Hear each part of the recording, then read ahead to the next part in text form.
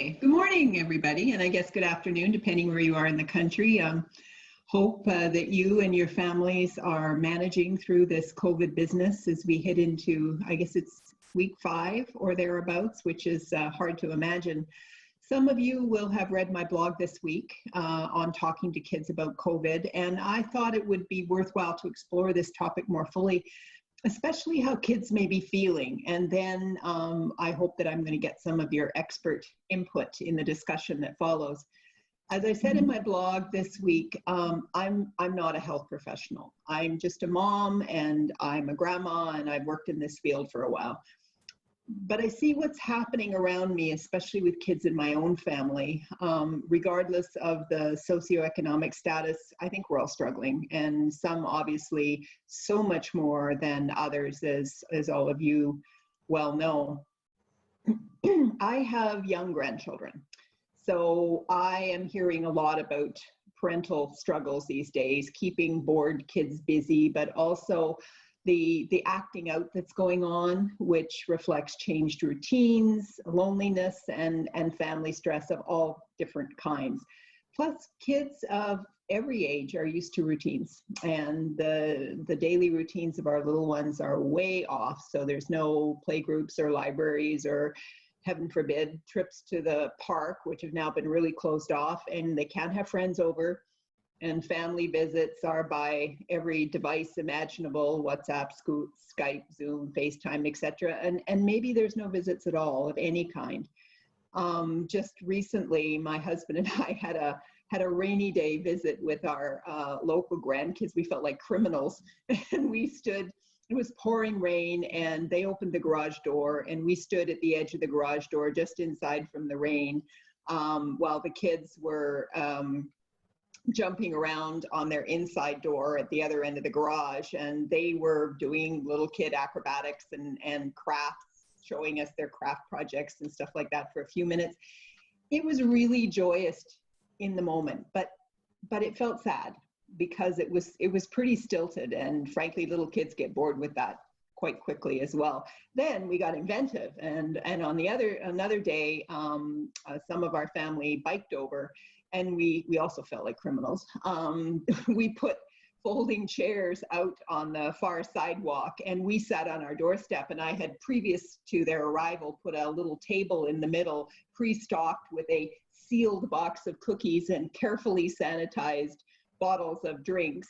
And we had our conversation, much to the amusement of our neighbors. But I know that others are reduced to waving through care home windows. So we're all kind of doing what we can. And on a personal level, I'm feeling the stretch of intergenerational bonds. And I wonder how my grandkids will react when we visit again. And will they recognize me from video calls? And how does it feel for older, isolated adults who don't have any devices or any online links that they can join their family with? And for those who are at the other end, the teens, it probably feels like their life is falling apart. Now, on a personal level, I did my teen years 5 times. I have my badge. And it was quite hard to get my own kids through the 9/11 crisis. I mean, those were really scary days. So that was my taste of getting children through a really tough situation. And most of them were teens or preteens in those days. The teen years are such a tough parenting stage, even under the best circumstances. And with COVID isolation, it's probably making them feel angry and anxious and depressed, and above all, like caged lions. And this is going to be magnified if there are interpersonal relationship challenges in the home, if that's stressed as well. But these are the ones that are supposed to be the digital natives, right? So we're inclined to think that teens are in the best position to weather this through, but maybe not. Development-wise, teens are just piecing together their identities as being separate from their parents and their siblings and family at large, and they're the ones that turn to their friends for definition and for validation as to who they are and who they aspire to be. And all of a sudden, the entire physical closeness of their gaggle of friends, and they travel around the neighborhoods like little herds. All of that is taken away from them. And now these challenges and this kind of angst is just going to be magnified for teens who are in newcomer families, and my heart really goes out to them, because they're already caught between two worlds. And perhaps there's already a significant clash with family expectations around respect for cultural norms, and the teens' widening exposure to the multicultural experience of school and of Canadian friends. And these kids are now hostage to the sort of family dynamics hothouse. And also, many families can't afford devices, and certainly not a data plan. And other parents, and I do talk to them when I'm around and about, they don't want digital devices or screens in their home. But now the lack of technology in the home is a serious impediment. It may make online school really difficult, especially if a family has just one device but several kids, and everybody has to take turns trying to get their schoolwork done. Although, in fairness, I have heard just in the last few days that some of the school boards are organizing free loaners and actually free laptops that they're just, in Ontario anyway, just getting out to the students now.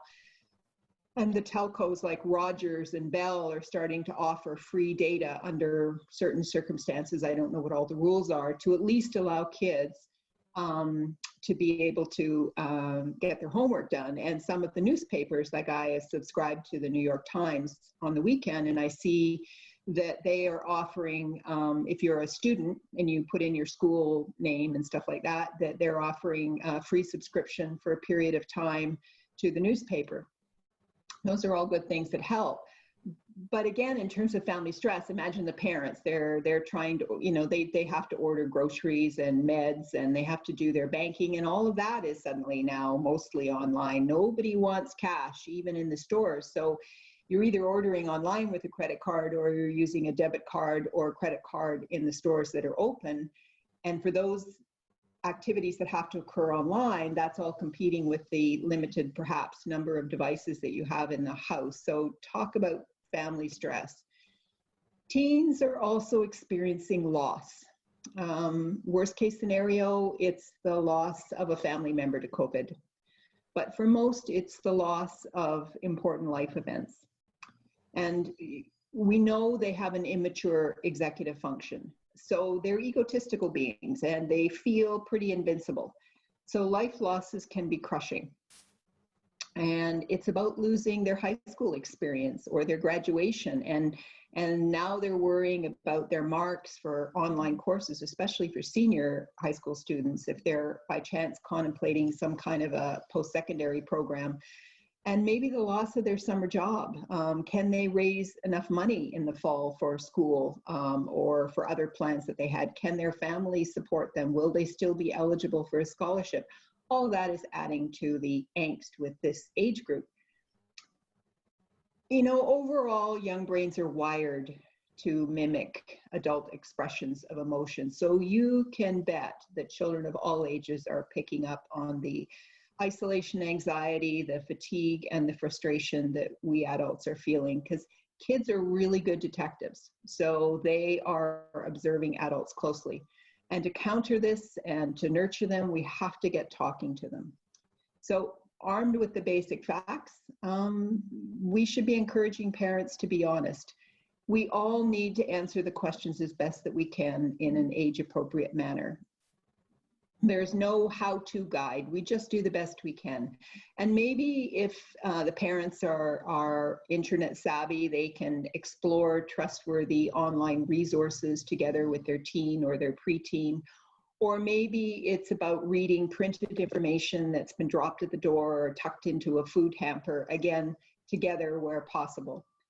And especially for teens, but help give their sadness some words. Let them mourn their loss, and then help them build resilience for the future and for the next time. And for some parent-child relationships, this nurturing job is going to be tough. and they will need coaching and tools, all of which are very hard to offer right now because of lack of devices, time, privacy issues. So maybe we encourage them to take up those dinner conversations. You know, I even when I was raising my own kids, I remember the parental advice that dinner was the silver bullet in all of the issues around child raising, that if you could just have dinner with your kids a few times a week and start the opportunity to have a conversation. How was your day? What was your favorite thing? What was your frustration? What have you heard today? That was really a silver bullet for family togetherness and for nurturing. So what a great time to get that going, and a way for families to have conversations when we're a little challenged at how to give them other tools and coaching.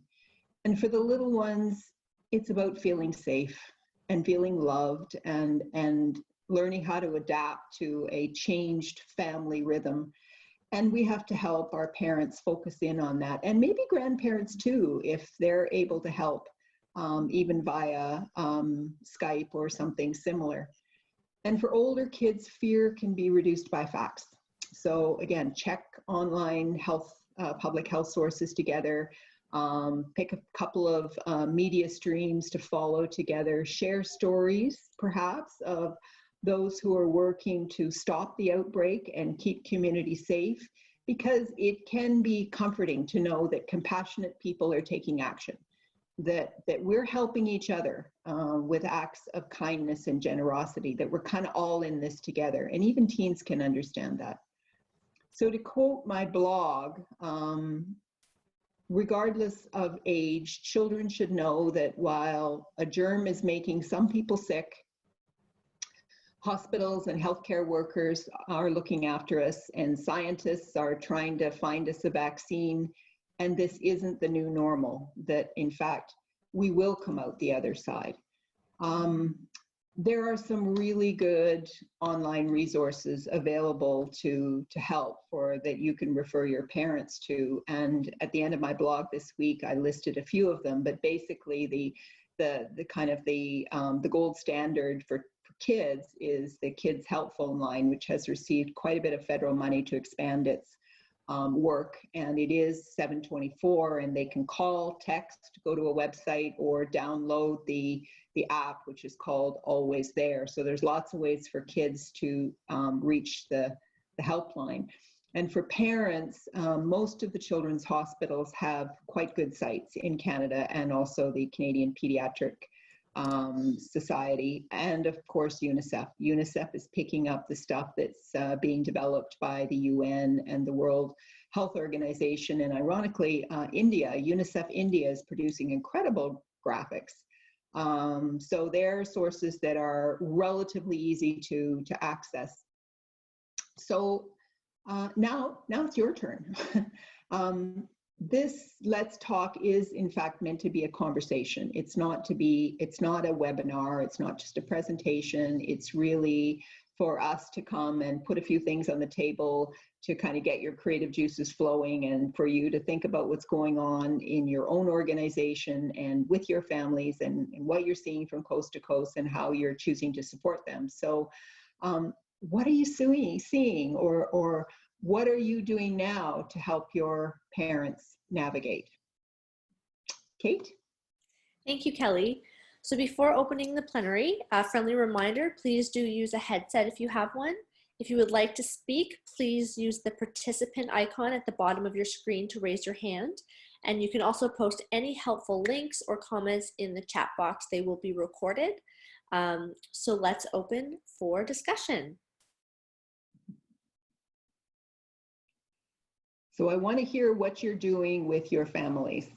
Come on, we need some discussion. What's BC up to these days versus Atlantic Canada? What are you seeing with your families? What are the biggest stresses, and how are you encouraging parents to talk to their kids? Those new conversations that maybe they weren't having before. Have we got any participants? Nope, I do encourage you to post in the chat box as well if you don't want to be on camera, and I can read those out for you. Yeah, yeah. If you post some stuff, we can discuss it. Give us some examples of what you're doing with your families. Okay, from Carmen, some parents are finding it hard to navigate different children in different school and different expectations. Carmen, would you like to speak to that? I can look for you and unmute you here. Carmen, and unmute. Okay, Carmen, you're live. Yeah, hi. It's, I think it's the overwhelming piece of that technology Kelly was talking about before. And I'm hearing now as well, my one child that's in grade 1, they use this certain platform and I'm trying to figure that out. And my other child is using something else. And it's just sort of bombarding their world. And so, you know, and I know a lot of other people are finding the same thing. And so it's just adding another layer of frustration and stress to their already full day, and just trying to support them through that. So. Yeah, I think that must be frankly just awful. I can't imagine. I again, I had children in a number of different school boards. Our Ontario system has got complicated. It's very complicated in terms of its school boards, and I had kids in most of them, I think. And it was tough when they were bringing homework home under normal circumstances. I cannot even imagine how parents would be managing this, especially if they're not internet or IT savvy, to help their kids to do this online with different school boards. And potentially, I have no idea what they're using, but I'm assuming some different systems with the different school boards as to how they submit information. And and again, if a family doesn't have a number of devices, different devices, I don't know how they're regulating this in the home. That's right, and it's only creating more frustration for them, because if they're only using their phone to help navigate, if that's the only device that's available to them, it's certainly a challenge for sure. Are other provinces seeing the distribution of laptops and such? I was just watching on the news. They had somewhere, some arena or something, they had tables of them. They were wrapped in plastic with speakers and all kinds of other things as packages that they were getting ready in Ontario to be sending out through the different school boards. And these have been, they've been donated. And I say, I heard that Rogers was offering internet data particularly, so that they had a laptop and they had data. Is that being seen anywhere else in the country? I have Manal here from who can share their experiences in Atlantic Canada. So Manal, you are live. Hi, I'm Manal. Can you hear me? Yes. Yeah, awesome.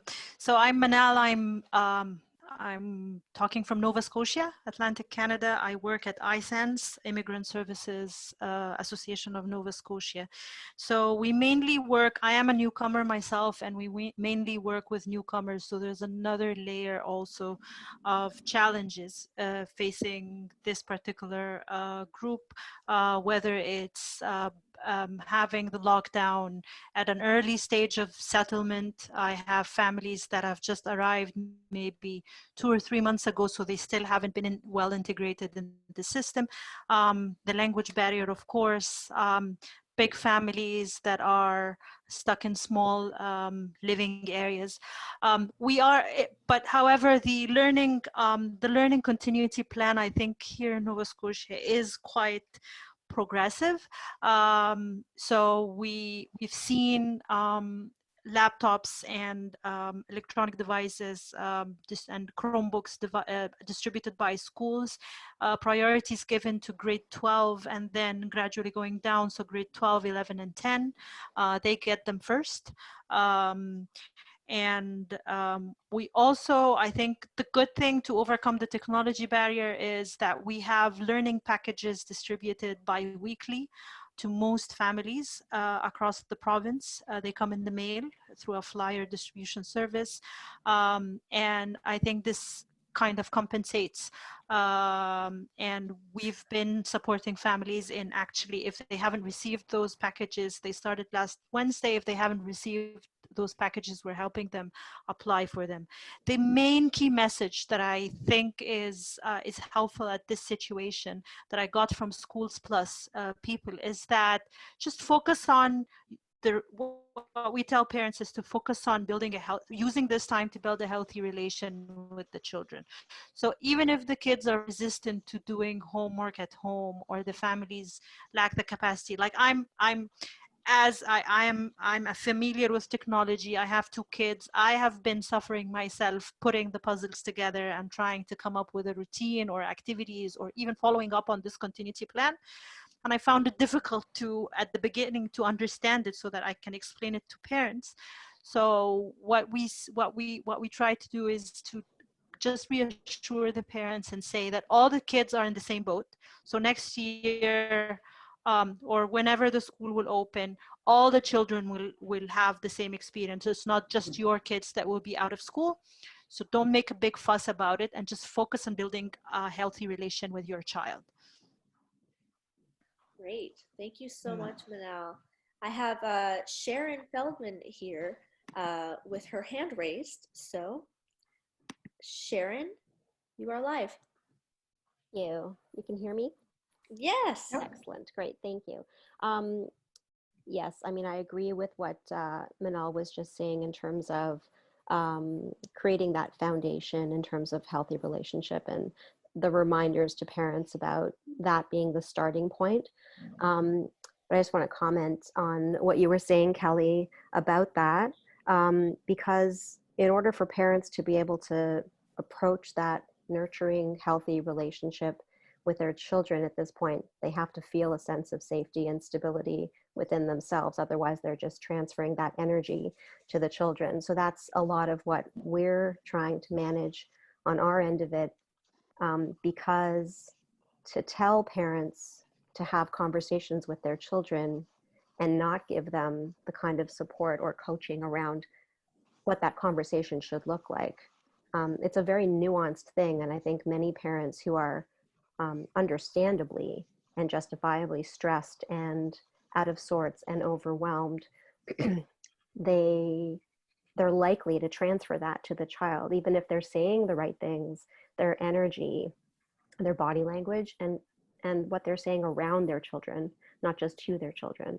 So I feel like there's a foundational piece to this that needs to be addressed before we just tell parents to have dinner conversation or to make sure that they're communicating with their children. My concern is always that it's a little bit too loose for the average parent who is experiencing all of this overwhelm and feels like they need to be either protecting the child, and so they're not being authentic, so their energy then is going to give some insecurity to the child because it's not adding up, or they're saying one thing around the children but saying something else to the children.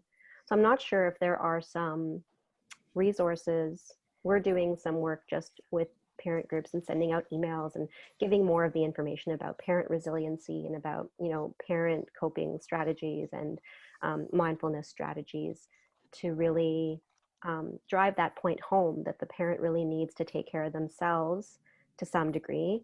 And in those moments when the parent is feeling regulated and settled, that's the time to then have those. So maybe it's not dinner time, right? Maybe it's not like, so to try to help parents tune in to themselves and capitalize on those moments where they're feeling settled.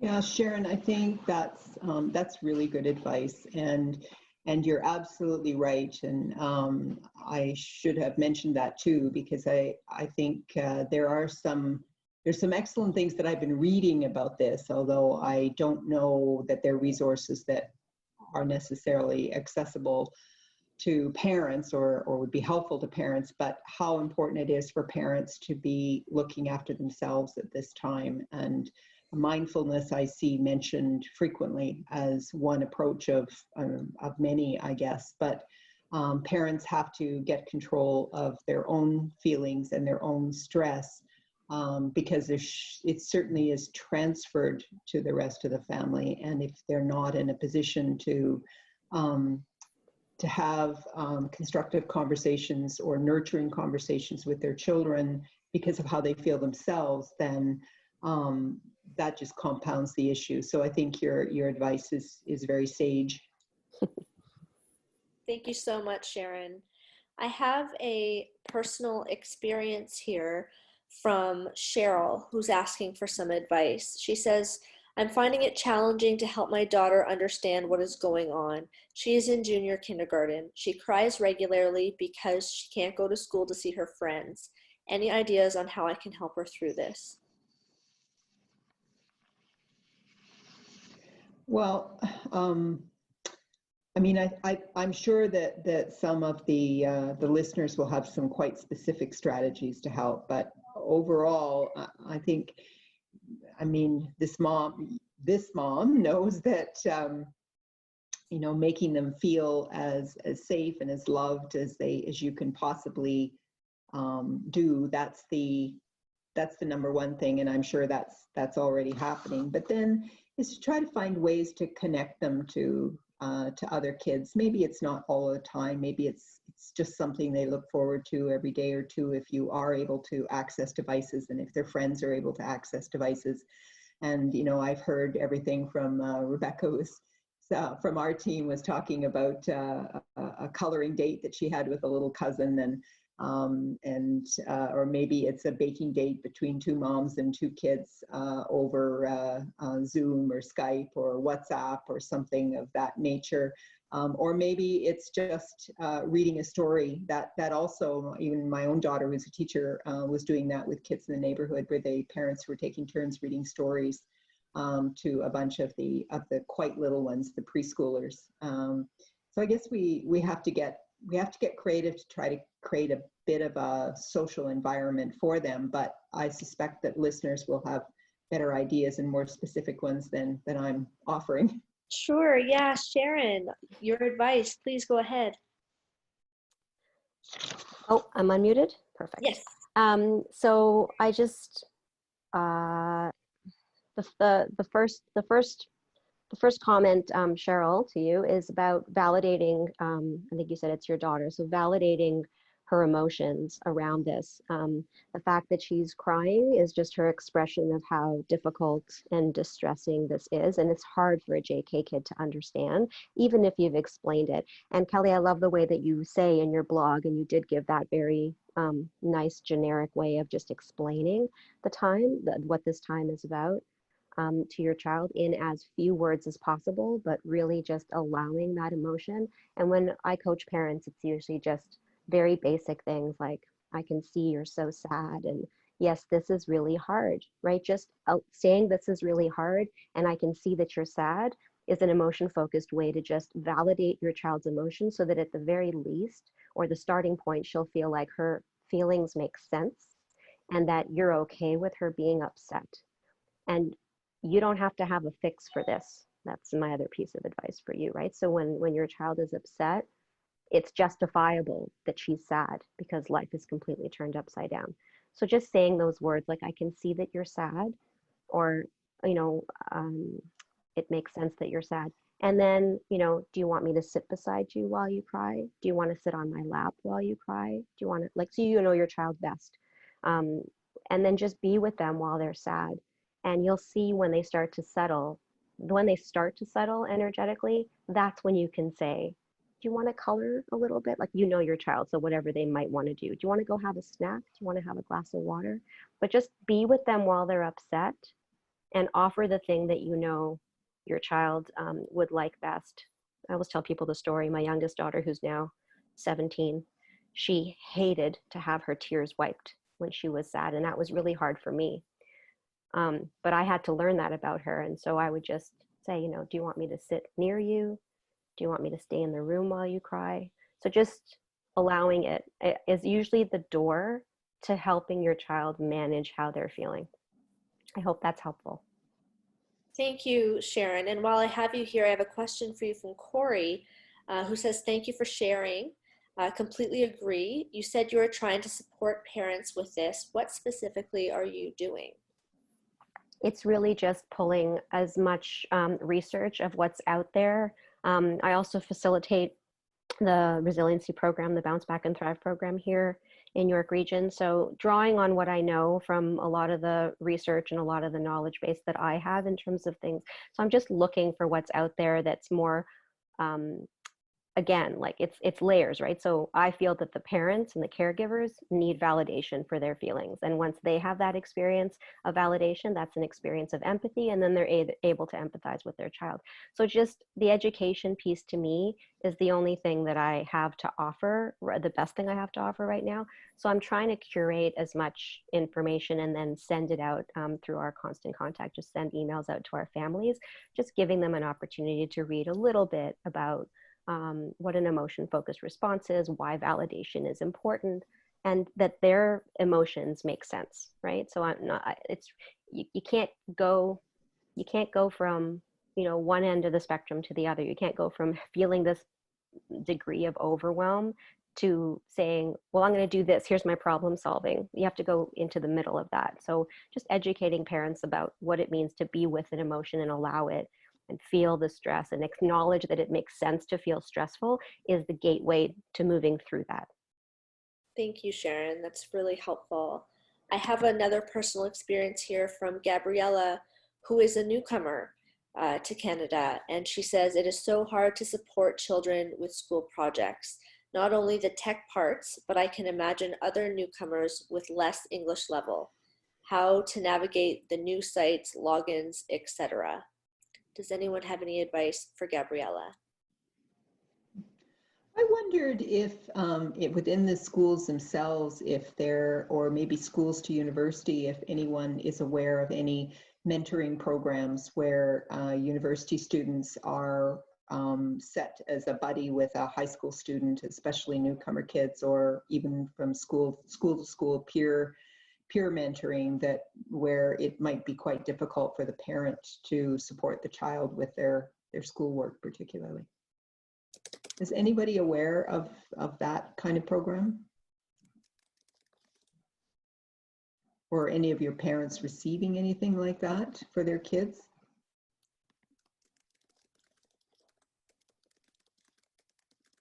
It looks like Manal has got maybe a comment on that. Okay, let me find Manal.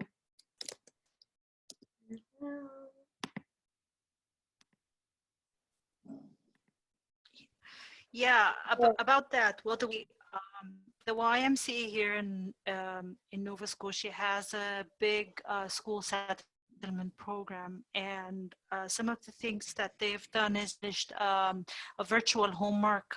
They used to have a weekly homework club at the Central Library. Now it's virtual. It's a website. They can actually book individual homework support appointments with volunteers. We're just having a little bit of trouble with your audio.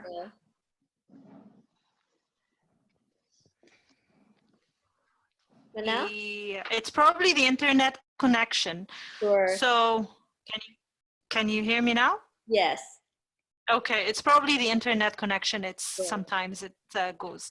Yeah, so what I was saying that the YMCA has a big school settlement program here in Nova Scotia, and they have established a virtual homework club platform where students until 12 can log in and book in one-to-one tutoring sessions with volunteers and school settlement worker.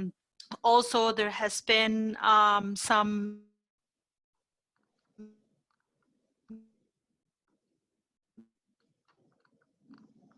Oh, you're frozen again, Manal. EAL websites and parents. Yeah, it's internet. Yeah. Yeah. Thank you Yeah. so much. My internet is unstable. Sorry. That's okay. We're all Yeah. adjusting in these new times of tech. Yeah. Thank you so much for your comments. Yeah. I have Gloria here who's saying, let's see, I've got Gloria. In the midst of this difficult situation, parents and caregivers are often encouraged to reach out to teachers, educators, and other supportive staff members in schools, as well as many resources available online in the community. So in our isolation, it's important to stay connected with others. And that is her advice for people looking for connections or links. Maybe if you're a newcomer, or even if you're feeling isolated, or your child is young and doesn't understand, try the schools. Yeah. Yeah, I just wanted to add to that. Even in our last Let's Talk session, I think this idea about staying connected is coming up as one of the most important things. And to today's topic, for children, that's the same thing, and for parents as well. And I remember that I think it was Carmen who had said that, and then some others who said they were trying to bring parents together to support each other. So maybe that's something here as well, play dates or online virtual connections, but also getting some parents connected to each other to help figure out how to support their children through this. And in our intergenerational volunteering program here at Families Canada, we're also seeing that seniors want to be more involved as well. So that could be a good resource to draw on. If you're looking for tutoring time, or for just having someone to use their skills and help children to learn a new craft or something. It has to be, of course, on Zoom or through some other technology, that bringing, maybe drawing on resources that you might not otherwise think about is something that has been coming up as well. Yeah.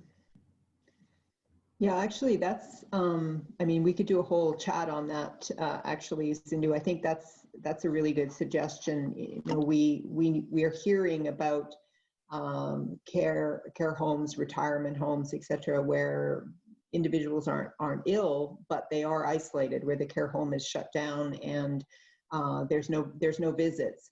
But many of those seniors will be reasonably tech savvy. They grew up in a generation with computers like everybody else. So it might be quite possible to engage them. They might be lacking other activities, but if there's one in your neighborhood, that might be a source of people who can read stories, who can tell stories, or vice versa, where children can read or tell stories to them, and bridge that intergenerational gap with an adult that has the time to give to a child right now. We could get creative on that front. Interesting idea. Great. So we are slowly approaching the end of today's call, but I did want to give a moment, if there's any last speakers, any last comments, any last questions. We do have time to take a couple of more if they are out there. I just saw the one note from Carmen about the email pals that have connected families with one another, and again, another great idea along the same lines. Yeah. Great. Okay. So with that, I did want to mention to everyone on the call today that we're also looking for not only ours, but your ideas about topics that you would like to focus on in the Let's Talk series. So what are you up against that you would love to have a dedicated Let's Talk episode about? So please do leave your comments and ideas in the chat box, and we will record those and keep them on our running list. So I will now turn it over to our Director of Operations, Zindu, to wrap up. Thank you, Kate. And what a great discussion this has been. really one of the topics that I think we are hearing most about, especially in our sector. How do we get the children through this? It's harder to explain. I mean, I'm trying to explain it to my cat even, but she's going up against the wall, so I can just imagine. I can't even imagine what parents are going through, but yeah. So thank you so much. Thank you, Kelly, for some great points, and all our callers for sharing your thoughts and experiences. I really feel that young people and children need the most support during these really strange times that we are going through. We will be looking at the links and different resources that you have posted here, and we will share them as much as possible. And we'll try and collate a list of great resources. Actually, on that note, I would like to highlight a wonderful initiative that we've heard about from one of our really close partners, the Landon Pearson's Resource Center for the Study of Childhood and Children's Rights. They've just announced a contest asking children and young people to submit creative expressions like songs or stories and things like that of how they are experiencing the COVID-19 pandemic. So, you know, that would be great when it comes out. We will hear from young people themselves. I'll post a link here in the chat box. Give me a minute. There we go. And you can read about it a lot more. You can share with your families as well. So we'll advertise that a little bit more as well, because we think that's a great initiative. We are really lucky to have such a strong family support sector here in Canada. Everybody's doing such incredible work, as we've just heard about from you. So that kind of brings us to the end of today's session. A recording will be available as usual on our YouTube channel. And as Kate mentioned, please do leave your feedback and ideas in the chat box. We will be looking at this and seeing how we can improve these weekly calls and make it more relevant and interesting. The next Let's Talk Forum will be next Friday again. That's April the 24th, 1 p.m. ET.